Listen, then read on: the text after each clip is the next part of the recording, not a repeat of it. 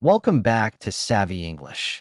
In this lesson, we'll explore 5 smart English phrases that native speakers often use in daily conversations and writing.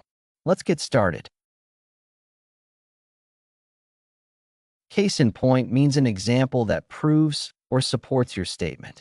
For example, many people are working from home now.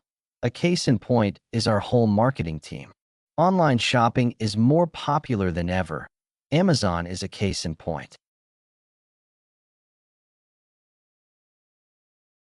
To touch up means to make small improvements or adjustments to something, often to make it look better. For example, she touched up her makeup before the photo shoot. The artist touched up the painting to make the colors brighter. When something comes complete with something else, it means it includes all the features or details. For example, the hotel room was complete with a minibar and a balcony. He bought a new phone, complete with the latest camera features. To set about something means to start doing it seriously or with effort.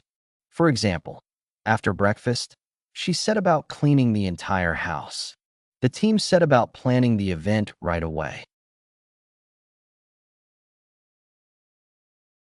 To pass down means to hand something, like knowledge, traditions, or possessions, from one generation to another. For example, this ring was passed down from my grandmother. Family recipes are often passed down through generations. Let's review. Case in point, a clear example. Touch up, make small improvements. Complete with, including everything needed. Set about, begin doing something.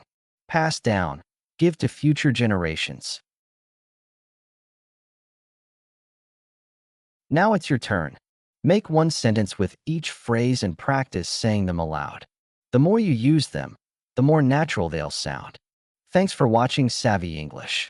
If you enjoyed this video, give it a like, subscribe, and tap the bell for more natural English expressions. See you next time.